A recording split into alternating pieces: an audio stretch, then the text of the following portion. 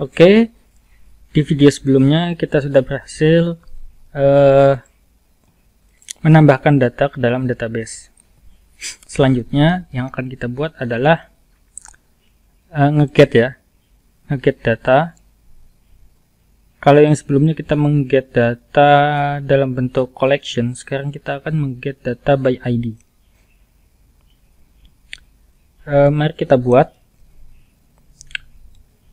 Pertama, kita buat dulu di sini mungkin sebuah function handler.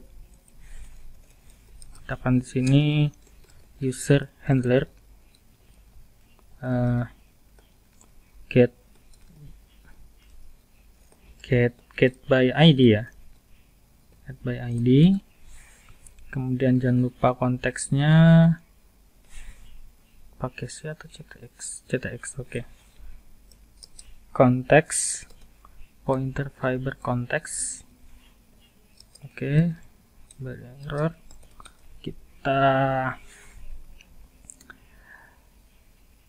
Kita lihat dokumentasinya bagaimana untuk mendapatkan sebuah parameter. Maka dari itu kita pergi ke sini kalau tidak salah. Konteks request. Coba kita cari konteks param ya. Oh ini. Coba kita lihat di sini. Oh ya, ini di sini konteks param name. Jadi nanti kita sediakan sebuah routing yang dimana akan passing sebuah parameter ID. Oke, langsung saja kita buat.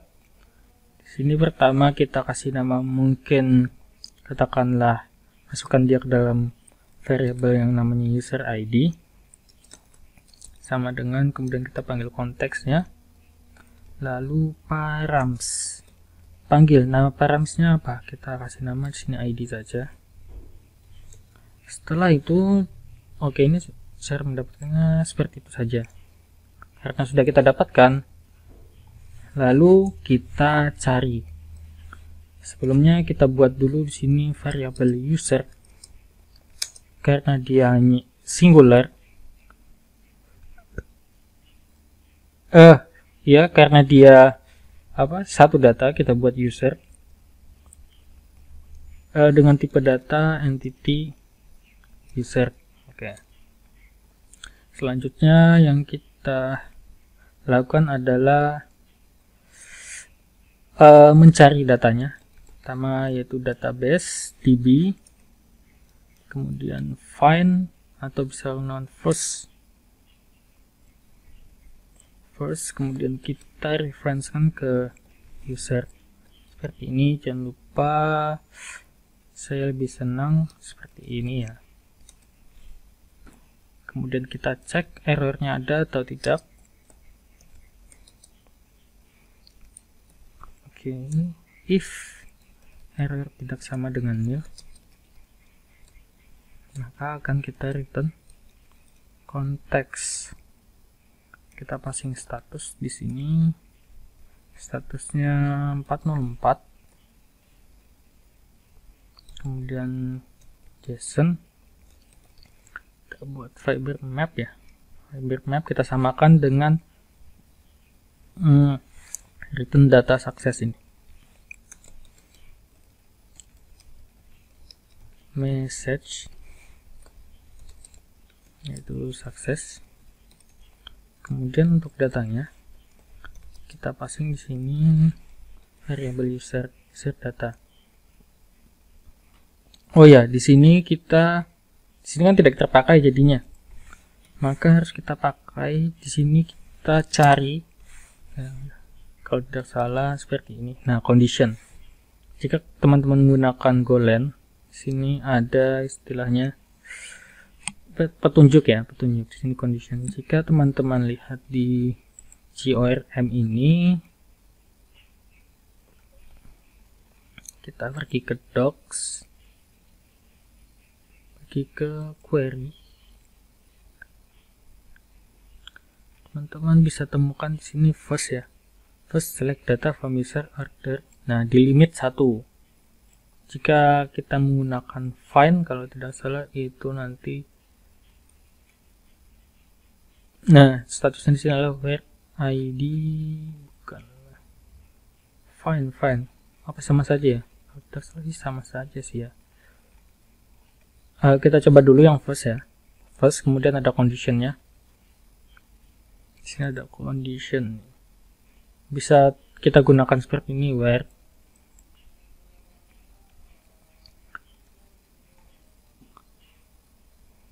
atau bisa gunakan, nah ini yang saya lakukan ya, first, nah kemudian seperti ini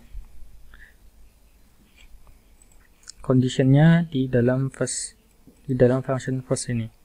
Atau bisa kita gunakan db kemudian condition lalu kita get by first. Oke, itu sama saja. Jadi di sini kita passing id sama dengan apa? Oke. Kemudian kita passing user ID-nya di sini. Oke, sudah selesai. Kemudian kita buat di sini, oh ya, di sini belum mengembalikan apapun. Maka kita return konteks.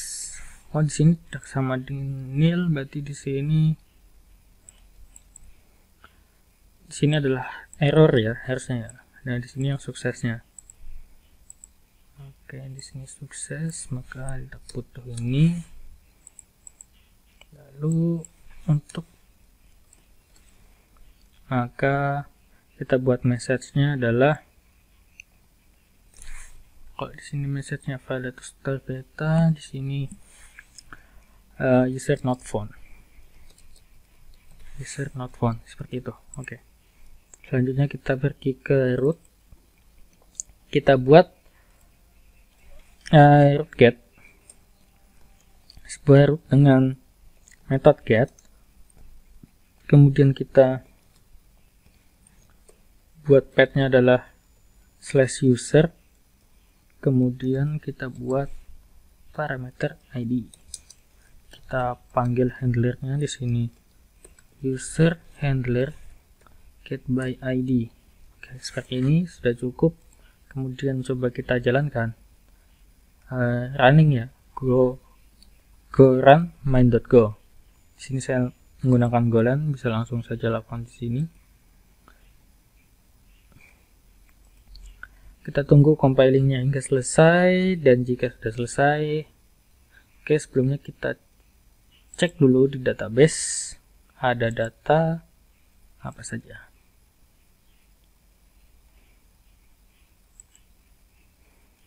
Sambil menunggu compiling dan mengambil data, kita buka Postman dulu. Kita siapkan di sini. Di sini kita duplikat dulu. Kita duplikat ya. Kemudian rename menjadi get by id. Oke, sudah. Kita pergi ke sini. Di sini nanti kita passing ID-nya apa? Katakanlah di sini 2. Kita save dulu. Kita kembali, di sini ada 5 baris data, di mana data dengan ID 3 dan 4 di sini kosong karena sebelumnya kita mencoba untuk menginputkan data tanpa sebuah validation. Oke, tidak apa-apa, ini kita biarkan saja. Kemudian kita tes get data by ID 1. Ini kita coba get, tekan enter, dan kita mendapatkan datanya. Kita coba lagi get data dengan ID 2. Sip, kita mendapatkan datanya juga. Sama halnya jika mengget data dengan ID 4, kita mendapatkan datanya. Di sini Tania 2, Tania 3. Tania 3, emailnya kosong ya. Deleted add sama dengan 0 di sini, karena kita mengembalikan sebuah respon. Ingat, yang kita kembalikan di sini adalah entity-nya. Nah, di Golang, alangkah baiknya jika kita buat sebuah file respon tersendiri, atau bisa kita mapping. Ya, bisa kita kita mapping sebenarnya. Kita mapping ya. Response buat sebuah package respon, katakan sini user response.go. Kita akan membuat hampir sama dengan di sini, hanya saja tanpa deleted add. Oke. Kayaknya di sini struct ya, struct.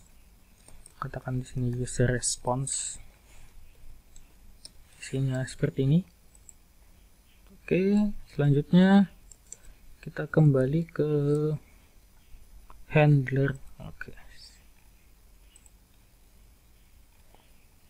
Kemudian yang kita lakukan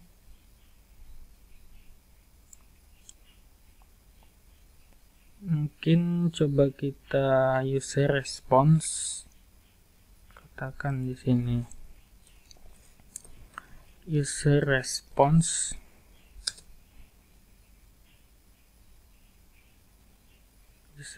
sama dengan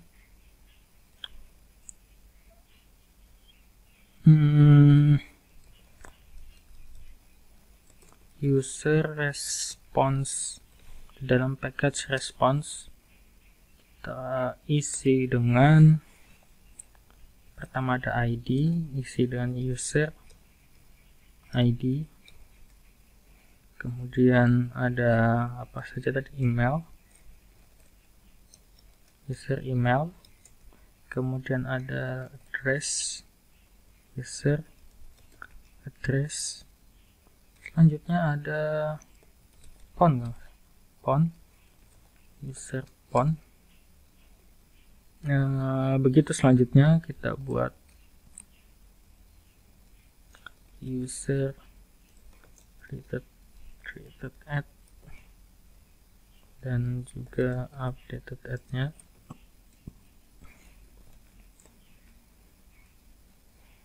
Oke, sepertinya sudah 5 ya. Kita cek di sini 1 2 3 4 5 6 7. Kita lupa name.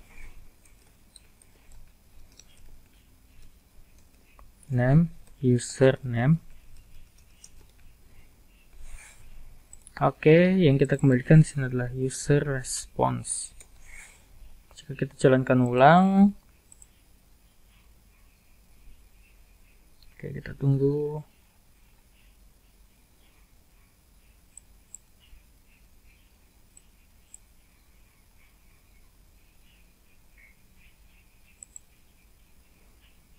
Oke, di sini sudah berjalan dan coba kita tes ulang. Kita get. Maka tanpa ada deleted add-nya. Atau bisa kita coba ya, apakah ini bisa? Saya kepikiran tadi. Jadi di sini tidak menggunakan user response, tapi di sini tetap menggunakan user, hanya saja variabel di sini kita ganti. Jadi tipe datanya respon, user response. Bisa atau tidak di database ini men-scan menyesuaikan dengan user response. Bisa atau tidak, kita coba saja.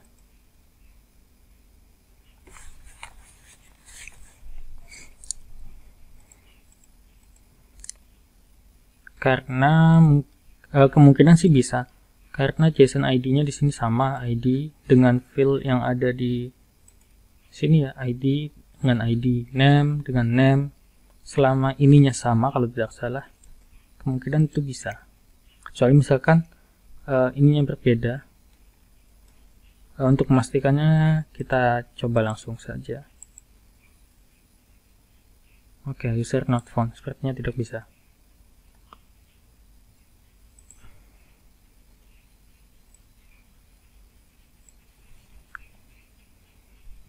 Yap, sepertinya tidak bisa. Dan kita coba satu hal lagi. Mungkin seperti ini. Jika di sini entity, kita kembalikan sini user. Kita kembali ke sini. Karena deleted add-nya otomatis ya. Mungkin kita bisa kembalikan seperti ini. Jadi maksud dari tag ini jangan ditampilkan seperti itu. Tapi kalau nggak salah kita bisa mengasih dengan tag JRM kolom kalau tidak salah ya.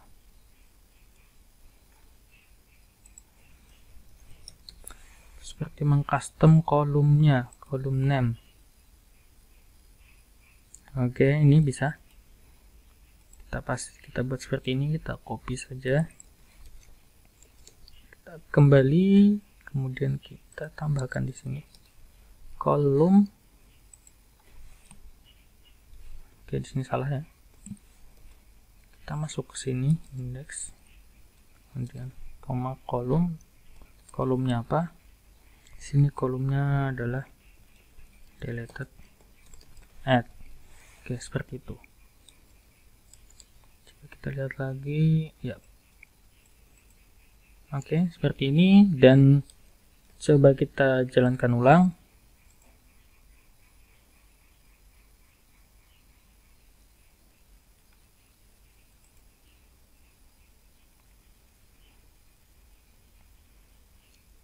Oke, sudah berjalan, kita tes lagi,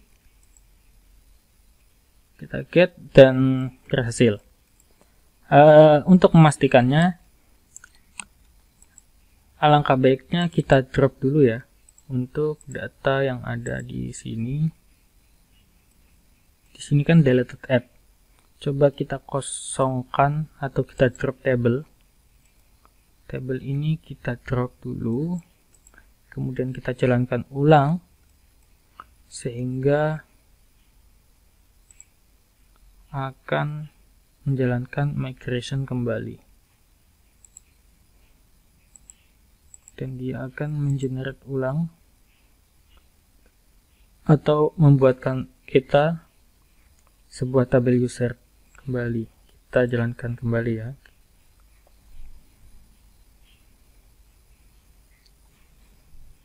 Seharusnya dia akan membuatkan kolom deleted add seperti ini.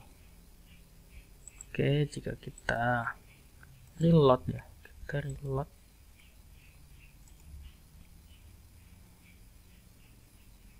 dan kita dapatkan satu buah tables, dan kita buka users dan kita lihat, dan di sini adalah deleted add. Oke. Jadi kita bebas membuat sebuah struct responder sendiri atau tidak. Jadi di sini saya sudah mencontohkan menggunakan mengassign ke dalam sebuah struct response, user response, ataupun kita bisa membuatnya manual, membuat dia otomatis sesuai dengan entity-nya, dengan entity yang kita buatkan, di mana ini kita tidak butuhkan untuk sebuah respon, maka kita buat JSON dengan tag JSON dash atau minus. Silakan teman-teman lebih nyaman yang mana. Kalau untuk saya pribadi biasanya, bukan biasanya sih, saya baru belajar Golang baru awal Desember kalau tidak salah, awal Desember 2021. Jadi baru sekitar 1 bulan. Saya lebih senang menggunakan seperti ini jikalau tidak ada sesuatu yang berhubungan dengan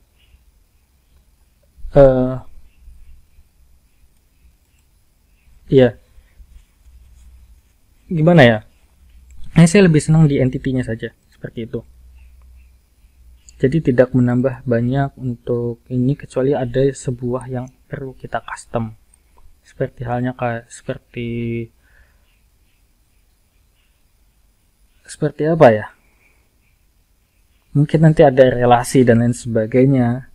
Seperti kita perlu preload, atau istilahnya kalau di Laravel itu ada user loading ya kalau tidak salah. Nah, seperti itu. Ya, mungkin untuk video ini cukup sampai di sini. Kita akan lanjutkan di video selanjutnya. Terima kasih.